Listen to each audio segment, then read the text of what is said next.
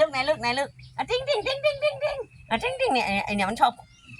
มาลูกมาไหนลูกโอ้ใครวางหัวนมลูกหัวนมน้อยมาแล้วลูกหัวนมน้อยมาแล้วอ่ะติ้ง18 ตัวอยู่ในบ้านนอนอยู่ในครัวตรงนี้ คุณยายอิ่มคุณเลี้ยงแมว18 ตัวใช่แล้ว สุนัขอีกสุนัข3คุณหารายได้จากไหนคะมาเลี้ยงแมวขี้เหล็กนี่แหละได้วันละ